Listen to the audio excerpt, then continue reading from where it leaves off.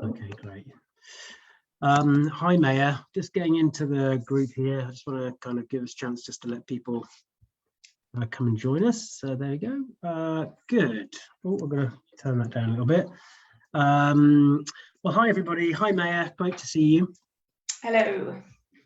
I'm just copying in, everybody, some things that Maya has very kindly given us. Let me just edit that. Hang on, bear with me a minute.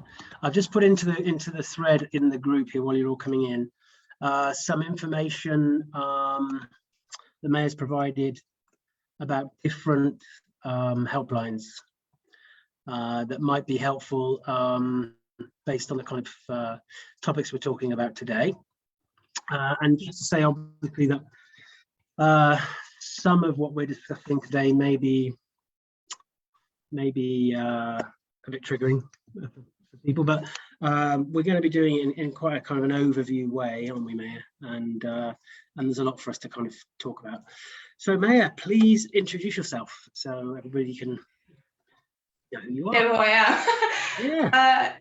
Yeah. So my background is in domestic abuse and sexual violence. I've got about 10 years background now working, volunteering, researching in that field. So I have 2 degrees. One's in history, which seems a bit abnormal, but in terms of the topic. But with a focus on kind of women's rights, women's oppression, and sexual violence. I went on to do my master's in human rights law straight after my undergrad. And throughout my time at uni, I was volunteering on the local rape crisis helpline and the Citizens Advice Bureau as well.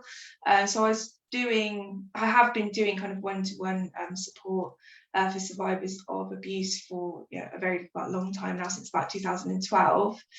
Once I graduated from my master's, I did a few bits and bobs. My main job straight out of uni was working in the coroner's office. Why that's relevant is obviously the deaths that come into the coroner's office are those that are unnatural or suspicious.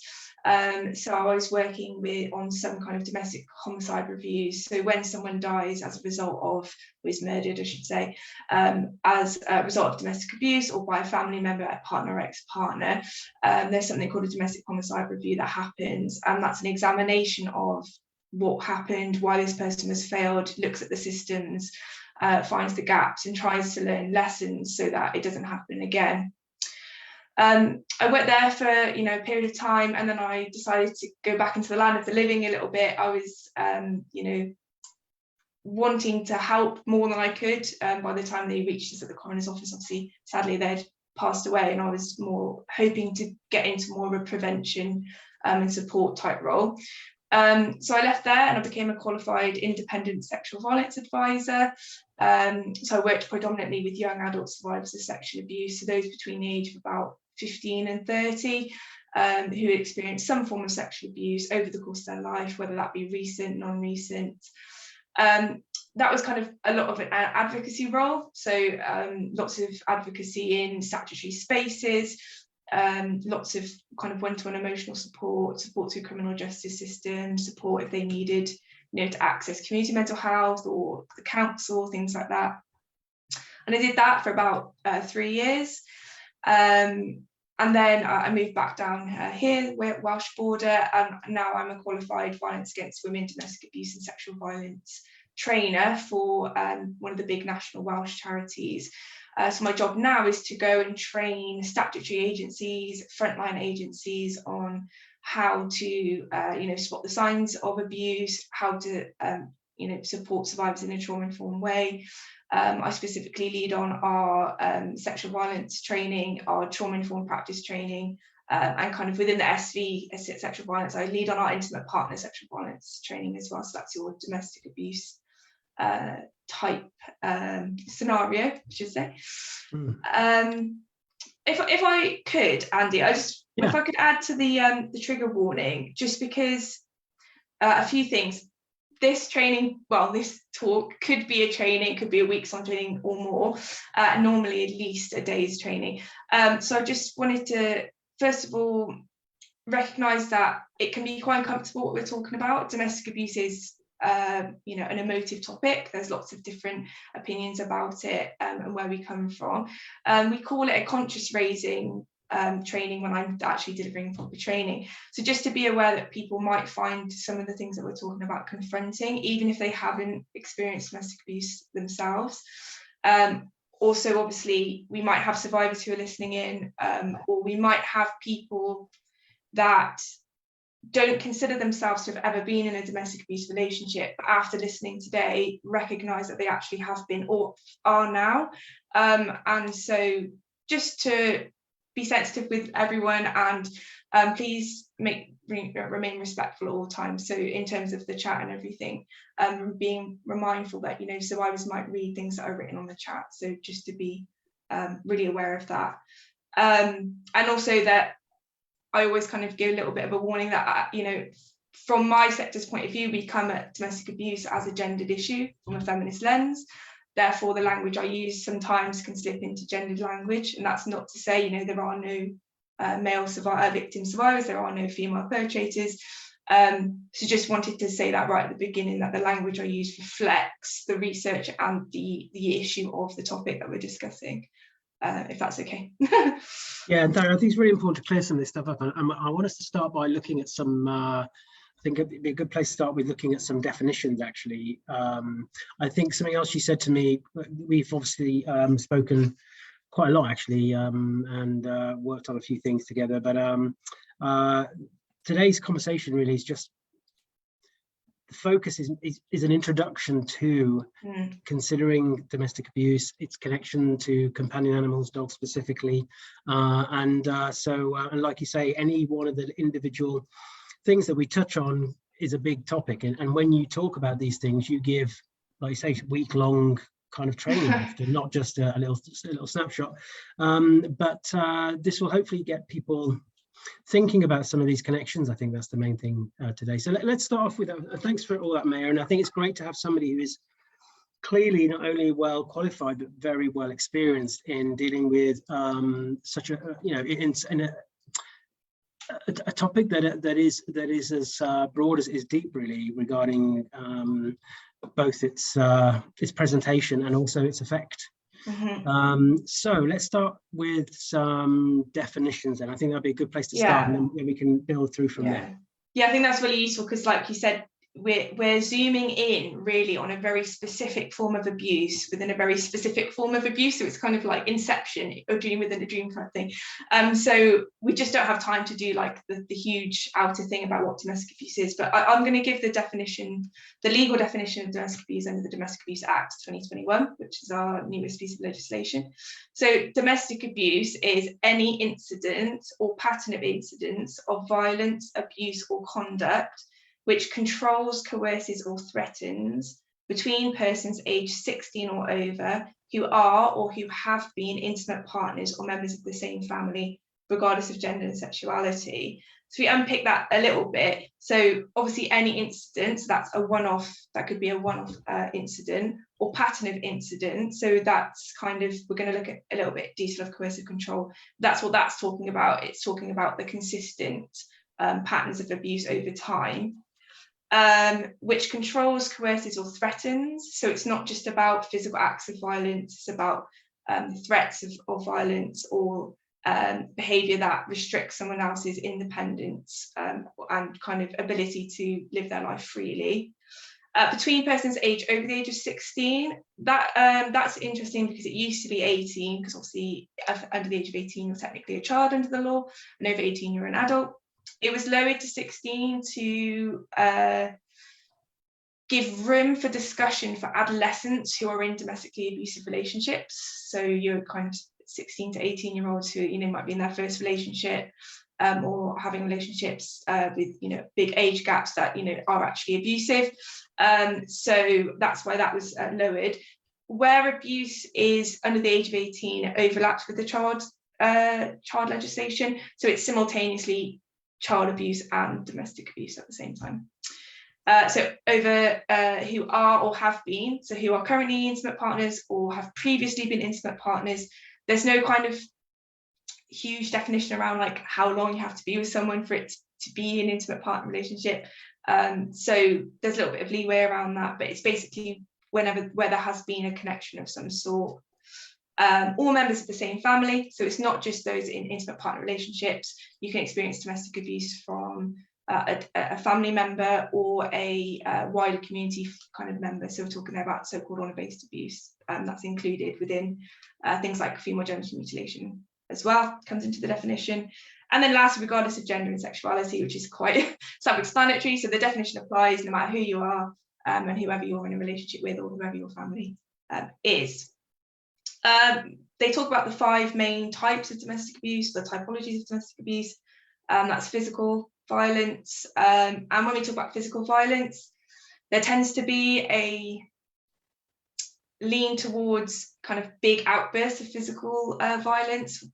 Physical violence is anything that touches the person. So it can be pushing, shoving, hair pulling, biting, burning. I think we spoke, Andy, didn't we, how a lot of the time perpetrators will deliberately do a lot of what Evan Stark, who's a leader in the field, research in the field, says low level, because perpetrators don't want that person to access the house system, because then once you access the house system and people might get suspicious and then, you know, safeguarding might be triggered. So they do a lot of physical abuse, which is not so physically violent that it would say break bones, leave big bruises, bleeding, that kind of thing. That's not to say that doesn't happen. It absolutely does.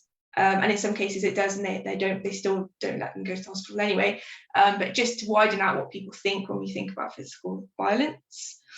Sexual violence. So I always find it interesting because sexual violence is physical violence, but they separate them out within the definition. Where there's coercive controlling behaviour, which I'm going to look at a little bit in a minute, any sexual contact that happens within a coercively controlling relationship is technically a form of sexual abuse. And that's because under the law, to give sexual consent, you have to have freedom, choice, and capacity. When your freedom is being restricted and you're living under kind of, you know, a dictatorship in your own house, you don't have freedom, choice, or capacity to consent. So there's a little bit of kind of conversations around sexual abuse there. Emotional, so that's kind of when they might target how you look, you know, this kind of name calling, that kind of thing. They separated that out from psychological, which is the 4th one. Psychological abuse is also known as coercive control, and that's where they will literally dig deep down into who you are as a person and destroy that, or try and make you feel worthless. They might gaslight you, thinking that you're, you know, crazy, or convince you that you have mental health struggles that you actually don't. And the last one is economic. So that's restricting your ability to go to work, manage your finances, access to bank cards, all that kind of thing. Just to note that obviously under domestic abuse also includes stalking, post-separation abuse, such as stalking harassment, and use of digital or online platforms is included within that as well. As we spoke about, I've spoken to Andy about this before, but right at the centre of domestic abuse, and this is incredibly important when we talk about companion animals, is the abuser's need for power and control. That's what they seek above all else. That's what the reason why they do what they do in a very nutshell type of way, is they want like as much power and control over that person as possible. And they do that through creating a regime of fear. Which leads us into kind of coercive controlling behaviour. So coercive control is also illegal in and of itself. So under the Serious Crimes Act 2015, it's illegal to do this, even where there is no physical abuse. It's illegal to coercively control someone. And where you have domestic abuse, coercive control almost always runs kind of throughout it. So you might have kind of, if there are physical incidents, you know, you might have a physical incident on, say, Monday. Tuesday, Wednesday, Thursday, Friday, Saturday, Sunday, there's no physical incident, but they're controlling who you see, where you go, what you do. That's still abuse. So for a long time, that wasn't considered properly under domestic abuse.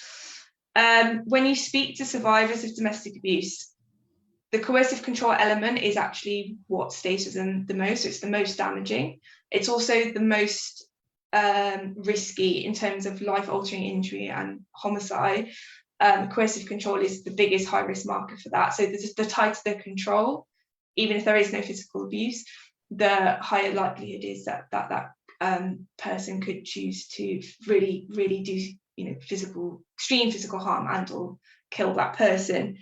Could I just is that because when you think about that process of coercive control, when the perpetrator feels that they are unable to be able to continue to do what they're doing within that kind of sphere of coercive control, that's when they're more likely to rapidly escalate then and have that kind of outcome? Yeah, so it's to do with like their fear of losing control. So any little act that they could possibly perceive as that victim survivor rejecting them or rebuffing them or, you know, disobeying them or doing anything that's against the rule book that they've created that no one else gets to see, and they make it up, and some of the rules are extremely you know, off the wall and you wouldn't ever be able to guess. But that's why the moment of actually leaving the abusive relationship and the first 12 months post leaving is actually the most dangerous in terms of the likelihood of being murdered. It's because the control is gone and it kind of makes them panic, and they're kind of like, well, this isn't going how I want it to go, and not to minimize it down, but that if I can't have you, no one else can. That mentality kicks in, that they just fear not having someone to control. So that's where that like coercive control element comes from. And it's really about fear. So the purpose of coercive control is to instill fear, dependence, compliance, and shame. And the reason for that is because all of those are incredibly useful for preventing disclosure. If you're incredibly ashamed of something, you're not going to want to disclose it. Then what they'll do is also normalize the abuse, because if it's so normal, then you don't realize it's abuse, then you can't disclose abuse if you don't know that it is abuse yourself. So that's the other thing they do. So fear is the big one. So in terms of signs, it's always, are they scared? Why are they scared? And it's chronic fear. So it's, you know, it'll permeate their whole entire existence, the victim survivor's entire existence. So what lots of perpetrators will do is they'll start off nice, they'll do something called the entrapment process, which we definitely don't have time to go into, but they'll entrap the victim usually by being extremely nice and doing things like love bombing. Some of you might be familiar with the term. And they might not actually, you know, the abuse might not start for some like years. They one of the high times for abuse actually starting is during pregnancy. So you might have been with this person, you might have been married to this person, you know, 3, 4, 5 years. You're now pregnant with your first child, and that's when the abuse starts. And that's triggered by like things like jealousy and, you know, again, loss of control, not going to be lots of agencies around, all that kind of thing. So it's not just about that kind of knowing of the victim survivor. It's often you know, that fear isn't there at the beginning, but then it's there all the time. And what lots of perpetrators will do is, you know, sometimes some don't use any physical violence at all. Arguably, you know, if there's sexual contact, as I mentioned, that's technically physical violence, but in terms of physical violence that's not sexual, some don't physically abuse at all. It's all coercive control in terms of psychological abuse. Some will, like, say, do one big physical event, because it's really effective. If you do it once and now that person's scared of you, you don't need to keep doing it, because they've got fear, and that's the biggest, you know, in terms of entrapment. You can get anyone to do whatever you want them to do if they're scared enough. I want us to go on to the link with animals in a moment. Yeah. Because I think what's really interesting about what you're saying already, for many people, when you think about domestic abuse, people think physical, people think in the home, they think between couple. And already you've just described really eloquently how broad it is. It's much broader than that. It isn't always in the home. It isn't always going to be physical, and it isn't always necessarily going to be between a romantic couple. You know, it can be a much broader type than that. And also this notion of it being a very graduated process. And I think that's interesting from a psychological point of view, because any new relationship, of course, everybody's kind of on their best bit, right? Because we're all like, yeah, this is the best side of me, or that's the best side of you, that's great. And there may well be something there about when those kind of when we start to settle in, that becomes a bit more difficult for somebody who's more focused on the coercion. And are there any stats available regarding the propensity of physical violence within domestic abuse compared to, say, the emotional and the coercion side of things?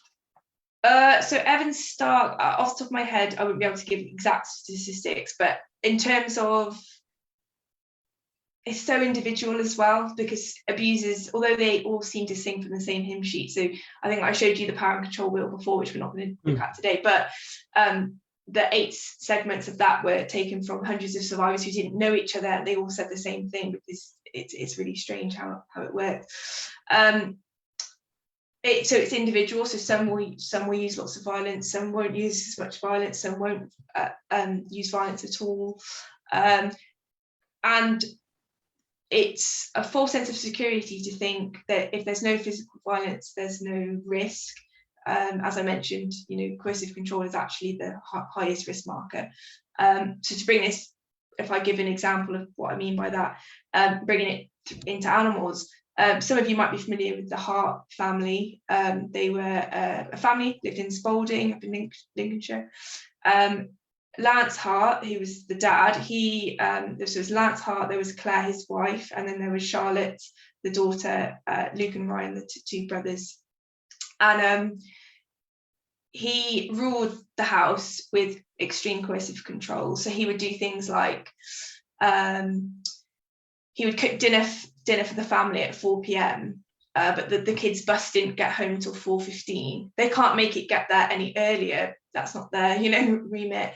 So he would either burn the food and make them eat it, or he would, just make them eat it cold. So that was, it's that emotional constant, what's going to happen. He would abuse the dogs, because he recognised that companion animal bond would bring them the most misery.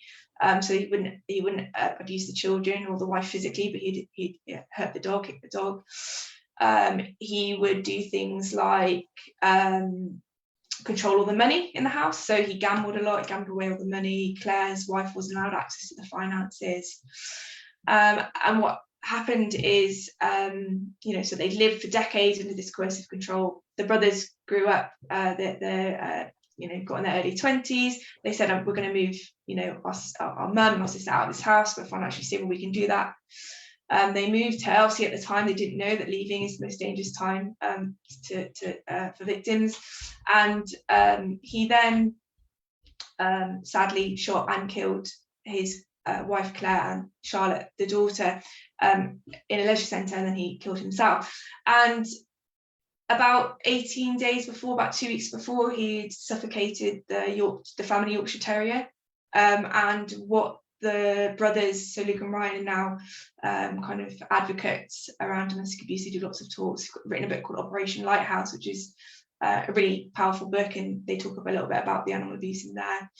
The other thing he did was, so the Claire and Charlotte were like really into dogs, and they loved dogs, and they would do things like training classes, and he just cancelled them. He said, they're not worth going to. Cancelled Charlotte's horse riding lessons, all these types of things. And so when he killed the Yorkshire Terrier, he did that before he murdered Charlotte and Claire, and he didn't tell them that he'd killed the dog. Obviously, he said the dog had died from natural causes. The brothers then realised, after their grief and, a few years on now, they said, and it's really common for this as well, is he was testing his ability to kill. So did he have it in him to actually physically take another sentient being's life? And he tested that out on the dog before going on to kill Claire and Charlotte. And it shows two things. It shows how they don't see animals as having value, perpetrators. They don't see them having value, but they also see their victims as less than human. So it's quite an odd viewpoint that they sometimes have, and that's where that, like, a hallmark of coercive control is kind of degrading and humiliating the victim as well, because they just don't see them as equal to them in any way, or as deserving any form of respect or dignity. Now, dehumanisation is a really important factor here, then, isn't it? I think what we say there, and that's such a tragic case, and I think I don't know whether I'm right in saying this now, but I feel I want to say that it's worth us bearing in mind that not all the stories end up being like that. Oh, of course, yeah. Yeah, but also there's a lot of things you're saying there, and I think obviously this is a general introduction chat today. We're going to be announcing something actually at the end of the chat where you're coming back into the group to for us to talk about something else, and I think we could do with another chat as well at some point about building on some of the other aspects, especially spotting signs of domestic abuse and what to do about it, because as we discussed before ourselves off air, it's a huge topic on its own, and I think that's an important one that we need to do value to. So I think it'd be great to have you back for that, because that's an important bit. But when we think about working with clients, and I'm thinking now about a couple that I worked with a couple of years ago, really, and how odd I thought the dynamic was even then, and how uncomfortable I felt by it, and how difficult it was when you have in this case, the lady who was really wanting to do things and being able to identify problems, and the guy being really quite obstructive on quite a lot of the aspects of it. And we have to be really careful, I think, as professionals, if we're asking for things to be done, to be really mindful about the many reasons why some of these things can't get done. When we think about animals then, as part of this connection, there's many different levels here, just even hearing what you say there. So that there's the risk to the animal, that it would end up having harm done to it as part of the that kind of coercive dynamic within the family. I guess there is the positive side of the animal in the home, because it gives a positive connection. I remember working with a client, again going back a few years, who had come out of an abusive relationship. She shared that with me, and she managed to get out. She got out with her dog, and her dog meant so much to her, because she, as in the dog, she had been her one constant. And they'd managed to escape together, so there's that element, and then also the element of the fact of that connection making it harder for people to want to kind of move. So there's quite a few areas there for us to just kind of unpack there, isn't there, with the connection, I think? Yeah. So I think that from like the emotional side for humans and the emotional side for the dog, both of them living in that environment, is definitely that they have each other, and each other is kind of the only thing that they might have. We used to call, so what struck me about some of the definitions of domestic abuse, we used to say for children in the household, we used to say witnessing, so children witnessing domestic abuse.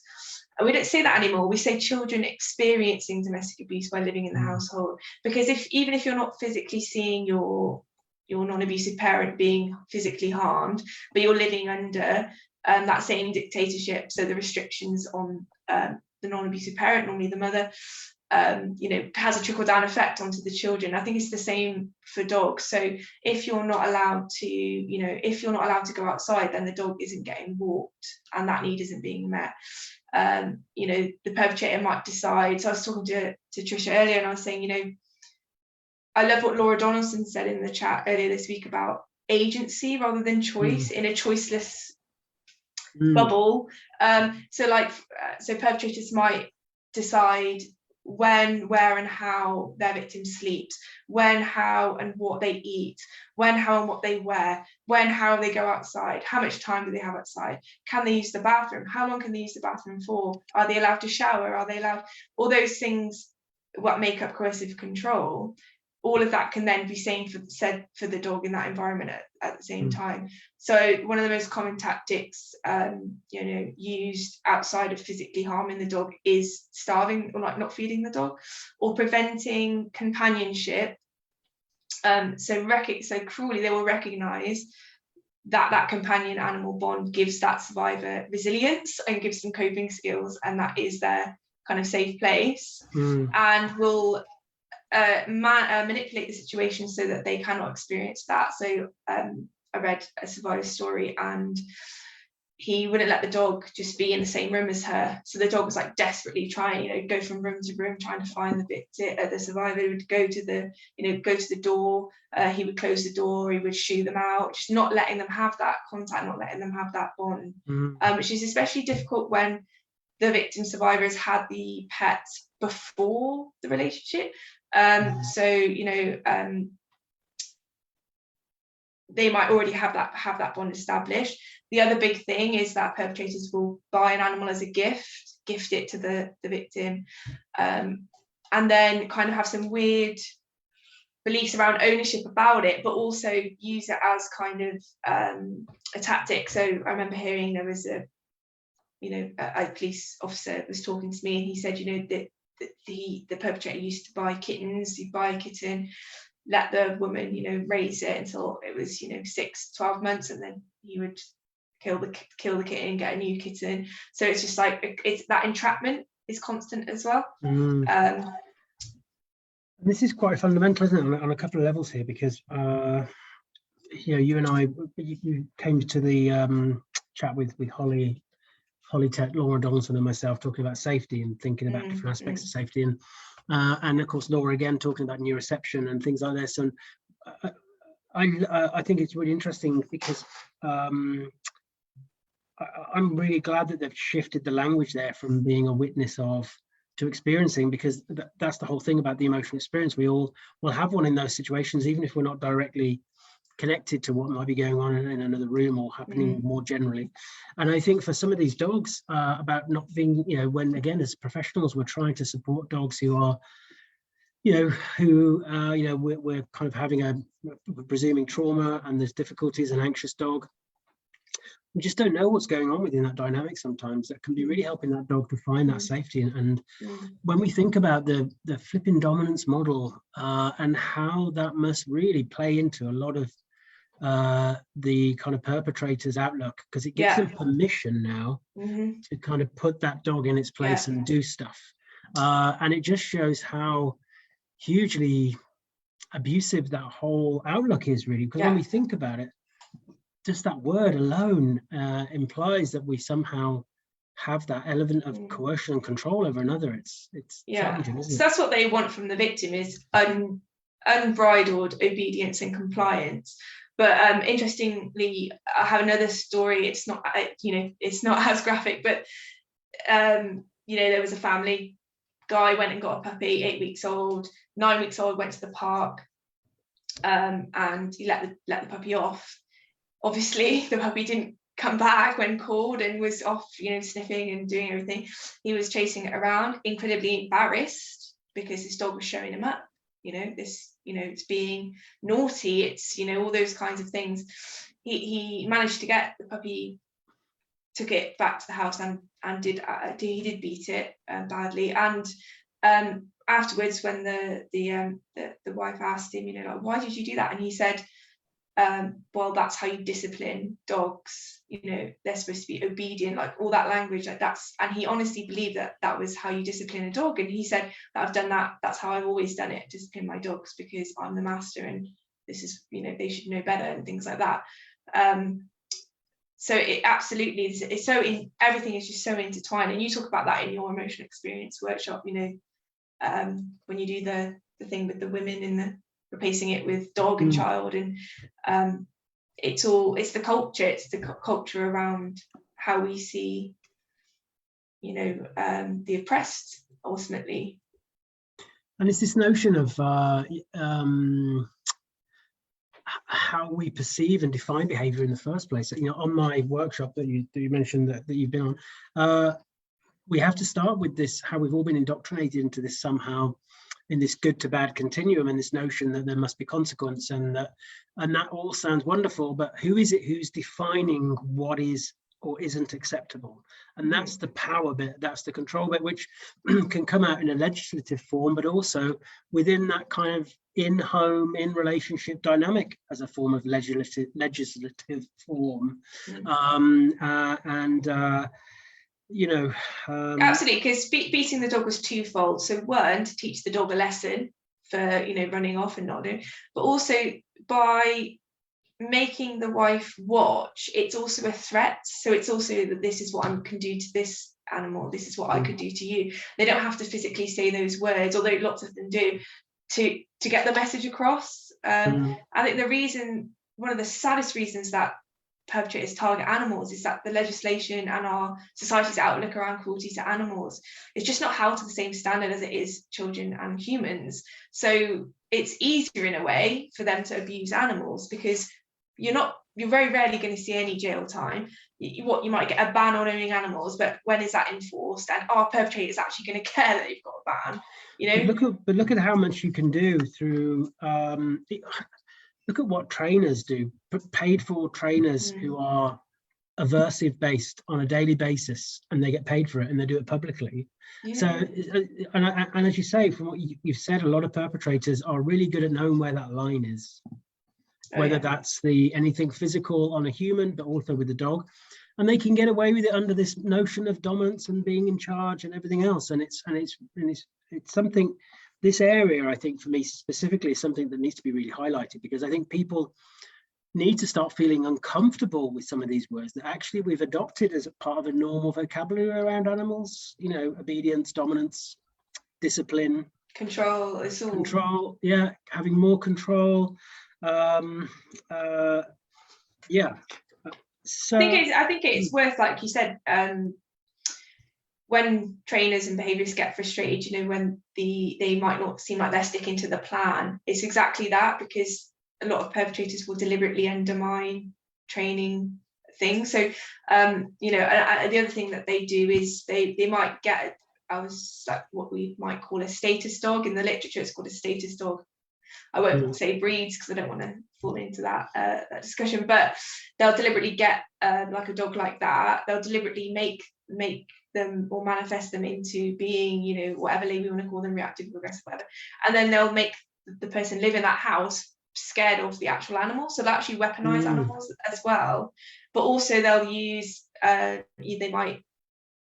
so like, for example, if, the dog is reactive, so the victim has a dog, the dog's reactive, he doesn't let her walk the dog, so he walks the dog. He could easily manifest a situation where, it doesn't end well for the dog, that dog, or the other dog that it's having that interaction with.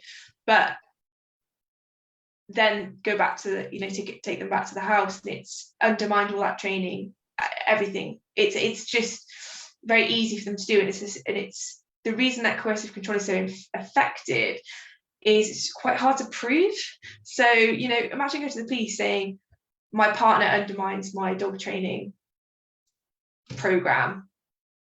To me, it would make me sit up and listen, because I would be like, well, why? What's the purpose of that? What do you think? That kind of thing. But it's so coercive control it's against the law to do it, but it's so slippery, it's invisible, it's flexible, it's really hard to prove that pattern.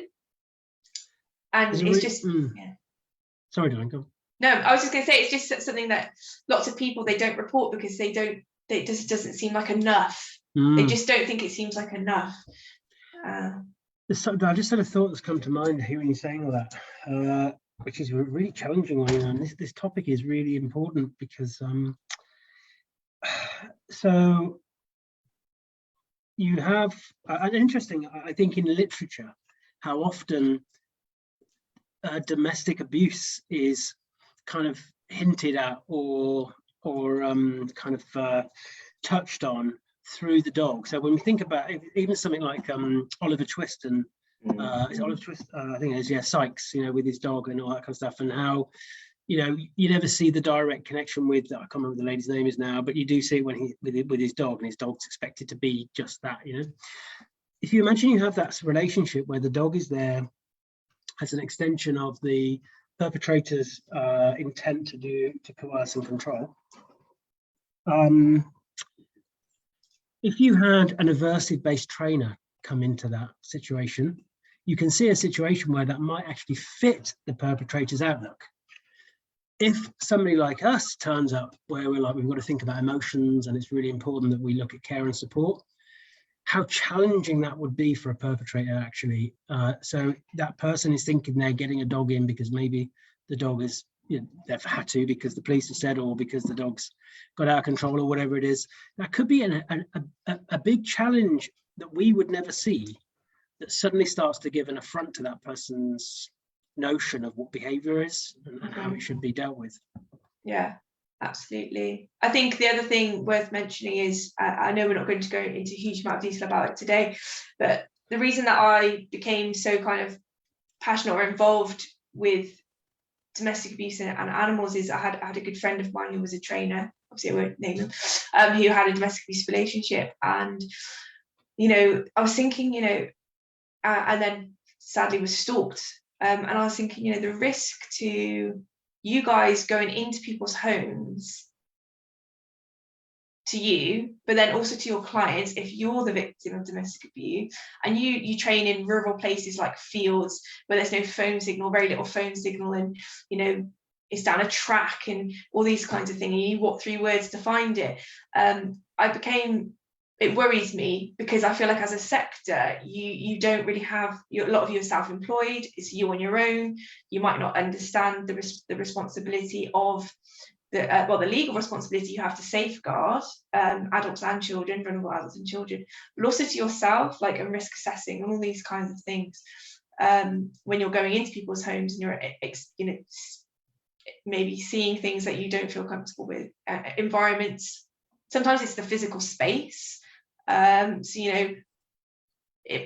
been seeing pictures of houses where it like looks completely normal, and then there's just like a random bat like hanging on something, like that just seems a bit odd, but the rest of the house looks fine, it's not smashed up, I'm not concerned, but that's a bit odd, those kinds of things. And like you say, you're there to conscious raise as well, you're there to challenge, gently, but you just don't know, what that might happen once you leave to that person, or even to yourselves if you do challenge it too far. So that was one of the reasons why I started speaking about domestic abuse in this context, in this field. I think it's important, and I think we're going to talk about something that we're going to get you back again soon. We're going to talk about that in a mo.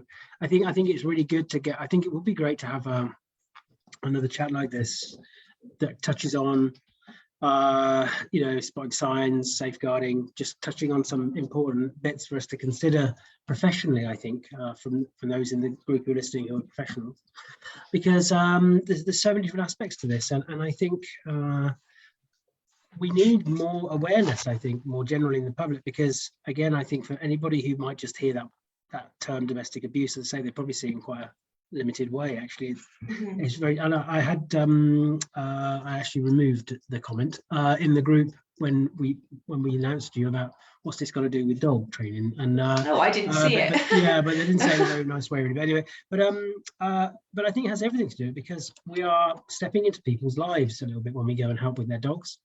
But even if the domestic abuse situation is long over, you're working with a human that's had trauma, and you're working with a dog that's had trauma that could be related to domestic abuse. And I always say in my training, because I get that all the time, like when I've trained some, like what you do, banks, for example, I've trained Lloyd's Bank, and they're just like, you get that kind of, well, why are we having this talk? Like, but if you work with people, you work with domestic abuse, and that's the end of it. Like, you don't have to, it's really, victims especially are very good when their stages to leaving. Again, we don't have the time to go into the stages of leaving, but when they're kind of on the lower levels of like not even understanding what's happened to them, they're not going to physically tell you for fear and things like that. So it's quite subtle changes that happen. But even if you don't spot it like that, doesn't mean it's not happening. So it's completely relevant. It is very relevant. This is why a lot of the stuff that you and I have talked about a lot, and the things that I try and educate with in my workshop and things, is we've got to be better at being more available to other people, Mm. even if we don't know what that is, even if they don't tell us, just slowing things down and trying to make sure that whatever we're delivering, whatever it is we're trying to put across for somebody to engage in a process, that it's suitable for them, and that we're getting that feedback that actually that's appropriate for them, that they're okay with that. It's very easy, I think, to turn up and just give a training protocol and then say, okay, by next week I want you to do this, that, and that, without actually asking the right questions about, well, this is what we're going to learn, trying to get that kind of collaboration in that process. Yeah. Because people talk a lot, sadly, still in the industry about compliance, getting compliance from the client. We're already potentially shutting the doors on that person's own experience and what they may or may not be able to do. And especially if it's trauma of any sort, really, but especially survivors of domestic abuse or those still experiencing. Exactly. Yeah. And the dogs as well. I went into a bit more detail when I did the talk in the virtual dog conference 2021 about kind of the effects of domestic abuse on dogs, but they're so similar to humans in so many ways, in terms of brain structure. And I'll leave that to people like Rachel Leather, but the effects of trauma on dogs is just as significant. Just because they can't verbalize it doesn't mean that they won't be telling us. Well, that's it. And I think the arbitrary changing of behavior, which is what we kind of have done a lot of with dogs, just arbitrary thinking, this is what's appropriate, this is what's suitable. We have to really step back and think about the coercive side of that, because even if we're using reinforcement, and actually this whole new kind of paradigm shift, I suppose, is more about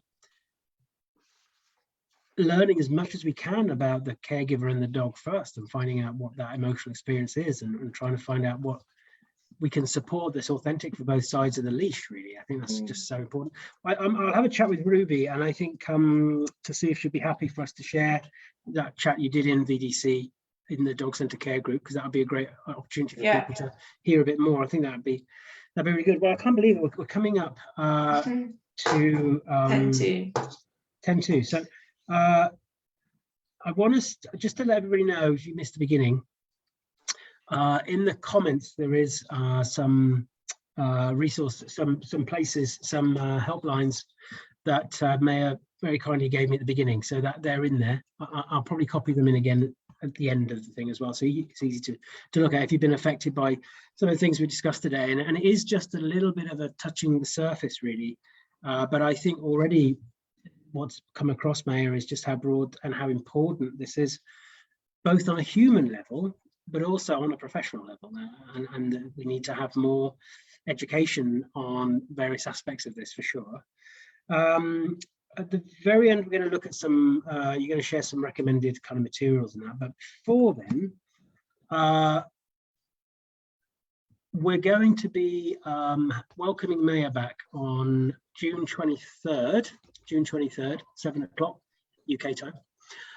Where we're going to, it's going to be a way for Maya to launch, really, a great model, I called it. Model, yeah, model. Yeah, that's good. A great new model, and give us a little taster of it. And I really highly recommend people come along, because I think it's going to be really important new model for us to adopt as part of our kind of understanding on the broader issues around behavior, for sure, and people's connections to animals through what they do. So give us a little flavor, a little taste of that. Yeah, sure. So I think it's important, first of all, to say that the wheels model that we're going to be looking at is not about abuse. So in terms of what we've been talking about today, it's much more about the behavior type world, so your world, and kind of pet owners, guardians, whatever word you want to use for them, and it's about how we change what we're currently doing and the culture that we currently have around it to one that is more ethical, that is more kind, that is more trauma informed. And the interesting thing is, I developed the wheels using elements of what I know about trauma and in terms of that obedience and compliance side of it, along with everything that I've learned from, you know, some big names in the industry. So sort of Andy in it. There's a lot of Legs, Kim Brophy in it. There's a lot of Trisha Hollingshead in it, who, you know, helped very much at the early stages of the wheel. So I don't know how to explain it without giving too much away. No. What I would say is what I love. So it's we're just calling it the wheel kind of project. It's the compliance and partnership wheels. That's compliance and partnership wheels. Yeah. Yeah, and the difference between the two, and what I like about it, it's always good to have a graphic kind of representation of the kind of thoughts and processes and topics that we talk about. And I think that's what you've managed to really encapsulate in the wheel model. So if people think of, say, the hierarchy of dog needs, that's a very graphic representation of a principle, of something for us to think about. And your kind of wheel model is going to provide us with the same kind of thing. And like I say, I don't want to give away too much on it, but it's going to be really exciting to reveal it to everybody, because I think people, when I looked at it for the first time, I couldn't stop thinking about it afterwards, and thinking about what it meant for me, in my own relationship with my own dogs, let alone professionally. And I really hope that's what it will be. It will be that kind of thing that you could look at and take what you need from and start asking questions for yourself. And I think that's really important for us. Oh, well, I'm so pleased you like it. I love it. Well, I love it. That's why I really want to. I think for me, the biggest thing for me is actually, we tend to focus a lot on the what people will know is the compliance wheel. But for me, what I love about the wheels is actually the partnership wheel, because the partnership wheel is what we should all be aiming for in terms of our, like you say, our individual relationships with our dogs, but also as professionals, what we need to be teaching the people that we interact with on a professional level about interacting with their dogs. So really, it's all about the dog. It's dog centric. So that's what's quite cool about them, is that it's a lot of the other, not in terms of dog stuff, but in terms of like literature, it's a very like human focus. So even like the domestic abuse, the companion animal domestic abuse wheel, there's like 2 elements on it that's kind of from the dog's point of view. So I'd love to kind of do one from the dog's point of view, but that's, I think, where you're talking about that paradigm shift, is that's what's happening now, is everything is kind of being flipped from like us looking at them to, well, what would it look like if they looked at us, and that. So, and that's why the partnership wheel is so important, because to say that's what we're looking at, and therefore it's kind of from the dog's point of view, really, because that's the whole point of the partnership. But and also what I like about it is the compliance wheel, which kind of represents where culturally or societally we're kind of at, more generally. I just love how non-judgmental it is. It's about, like, this is the things to think about the influences we have. Of course, one of the big influences we have is how dogs and dog training and dog relationships are portrayed in the media, for example. That's one thing that's touched upon in the wheel culturally, from a kind of a pop culture point of view, how we've ended up with a lot of these terms and sayings being entrenched into everyday language, all these kind of things. There's a lot of stuff there, and I think it's going to be a really important model for people to start thinking about different aspects. So I can't wait to that. So this is then 23rd of June, 7 o'clock in the Dog Centre Care Group, the unveiling of the wheels model. We're going to look at it and talk about it, and then that'll be really exciting. So, Mayor, it's been great. You wanted to share some recommended materials for people. Yeah, so I'll pop them in the event that was made. So I'll just put a post in the event, and then hopefully it will say Mayor is posted in the. We can put it into the comments on here as well, and also put it as a separate post in the group. So we can talk about that off air in a minute. And the materials are really, like, they're not, they're not there for you to read or see anything. It's if you have an interest in the area, there's just I've broken down kind of materials around domestic abuse generally, domestic abuse and companion animals, and then there's a little bits about trauma as well, in case anyone was interested. Thank you. Well, we've kind of ended up kind of finding each other, really, wasn't it? I can't remember how we met. I met you a year ago because it was a virtual, when I did that talk in the virtual dog conference, then I think you messaged me over Facebook and said, oh, I'm starting something. And I think that was dog centered care, to be honest. And then a year and a half later or whatever.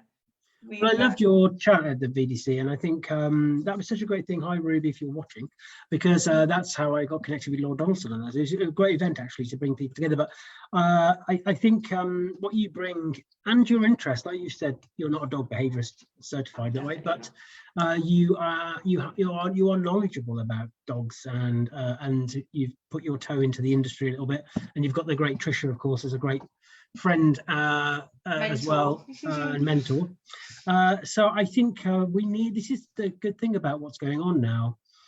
We need to look broader than just looking at the how-tos. We need to start thinking about things. And I think as a profession, actually, without sounding patronizing, kind of mature a bit, step up a little bit, and focus on the professionality of it and what that means and what we need to know when we're I think it's about having an intersectional approach to everything, because ultimately everything intersects in some way or another, and you can't get to where you want to be when you take such a kind of a monolith or like a kind of centered approach where you don't look outside it. That's what I've definitely over the last 3 years felt a lot more comfortable, like giving opinions and being involved in the dog world, as I call it, even though I'm not technically qualified, in terms of my knowledge around trauma and sentient beings transference. The biggest thing I've always said is when I got my dog Podrick, some of you might see him around, I got him 3 years ago, and I was shocked by how easily I transferred my ability to empathize with people, mainly survivors, how I used that so much with him. And that's when I really got fascinated with dogs and how they work and their emotional things. So, and of course, that's a bit of your story, isn't it? Which obviously we didn't touch on today. But when you first started looking for help with Podrick, how some of the more traditional stuff just didn't fit right for you because of that informed process about how you connect to another, how you support another, how you view behavior. And I think that's really interesting. And, as an industry, as a community, we're definitely richer for having voices like yours come and share that with us. And I really appreciate you being so generous with your time tonight. We've got some great comments in the group. I'll let you have a look through afterwards. Yeah, so, I'll have a look, have a good look through. So thank you everybody for listening in tonight. It's been a really valuable hour. So just a reminder then, reminder, can't remember. For Wheels, 23rd, 23rd of June, 7 o'clock, Wheels. I will promote the hell out of it beforehand. It's going to be a big one, that is, so please tell everybody, share it, get as many people to come and listen to that. Next in the group is going to be Robert Faulkner-Taylor, and the first of his monthly chats in the group. His first chat is with Karen, who's just finished writing her book about MHERA, which I think is like a kind of a new look at EMRA and build up on there. Look in the events tab, there's a lot more details there. Robert is amazing. If you caught Robert talking to me in the group before, he's just great. He's going to be doing these new monthly conversations, the whole list of the whole month, because he's very organized, Robert. Between now and December is in the file section, so you can see all the great guests. And Robert's going to really give an academic lens to a lot of these conversations about the emotional experience and emotionality more generally, so that's amazing for us. I'm having a bit of time out now because for those who don't know, my dog was diagnosed with cancer and we've had to have an operation, and I'm glad to say that it looks like we're okay, but it's pushed me back a little bit. But I'm off on holiday for a couple of weeks. So the Facebook Live chats like this will continue with Maya. So Maya will be my next one when I get back from holiday on the 23rd. And then I've got some amazing people lined up coming in through June, July, and August, as well as Robert's Trust as well. Ace, good. Well, that was a long goodbye. Anyway, thanks, Mayor, very much for this evening. Thank you, everybody, for joining in. Bye. Bye. Sorry, I froze. So sorry. Bye.